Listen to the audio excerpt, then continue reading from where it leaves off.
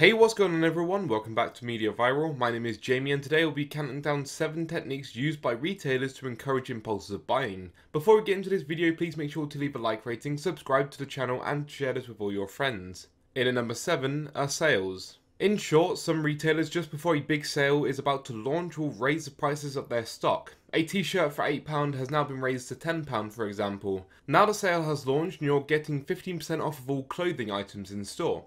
Because you believe that you're saving money, you are more inclined to impulsively buy this item, hitting that urgency factor in you so that you have to make a rash choice on the spot whether to go for this item on sale or whether you actually need it. By the way, that t-shirt that originally was £8 before being raised to £10 with 15% off is going to make it £8.50. Though this is just an example, the price has been actually raised by 50p due to the sale. In at number 6 is confectionery at the checkout line. Sweets, chocolates and drinks are normally placed right in front of your eyes while waiting for the queue to die down. Why? Simple. While waiting in queue to be served, the only thing you can really do is observe what's in front of you. Confectionery.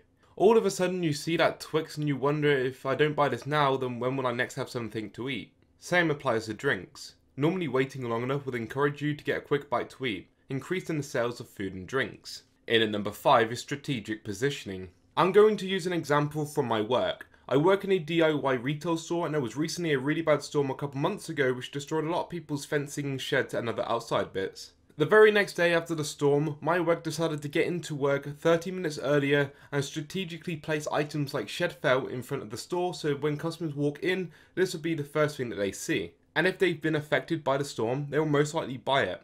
It was also on a 3 for 2 offer, so they literally all sold. Outside in our garden centre, they doubled the amount of fence panels available to customers by dropping them in stacks so people could just grab what they need.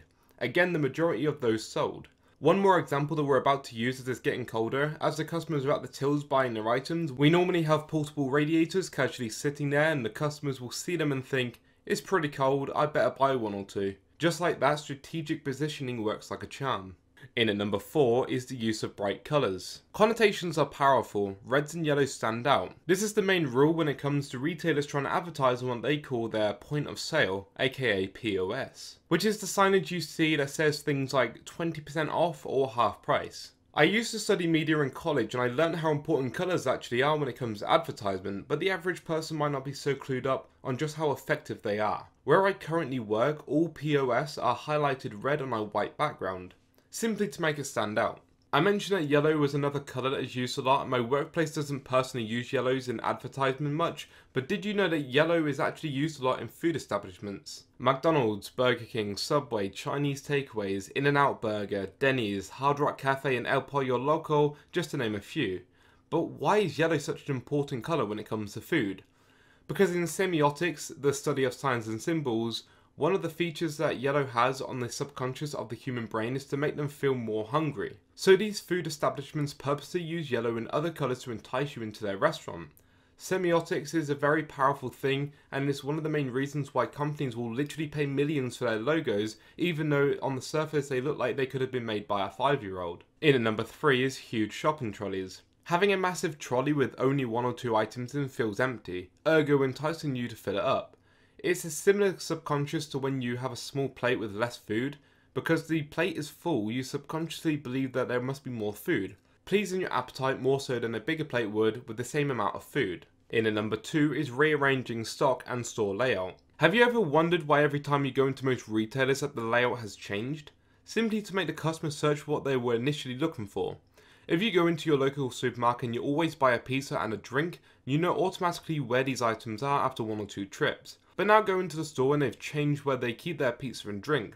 All of a sudden you're having to search around the store trying to find where it's newly located. During this time you're spending trying to look for your items, you will come across other aisles and products that you would have otherwise skipped right past, which may result in you impulsively buying a particular item as you walk past it. In effect, by rearranging the stock, you're finding more of what that company sells. In at number 1 is hitting your psychological triggers. Let's talk a little bit more about the POS that shops use. Why exactly do they work? Well, they hit certain psychological triggers that make the customer feel like they have a very important choice to make. It hits the following triggers as you see most POS. Urgency, value, and excitement/novelty. Urgency. They will always say ending soon or while stocks last, or even a definitive date. You're not sure when you're next in this store. It could end tomorrow before you get a chance to come back in, so you have to get it right now. Value. Having up to half price or the original price crossed off and an even cheaper price underneath, showing you that if you don't get this offer now, you won't be saving your money. And because the majority of shoppers always like to get a bargain, these are usually irresistible. Excitement/novelty. An example from my workplace again. At the tills we sell a very small keyring sized tape measure. This normally catches the attention of children as they really want to have it all of a sudden, or women who normally comment on it being really cute. This surprisingly works and it makes them sell.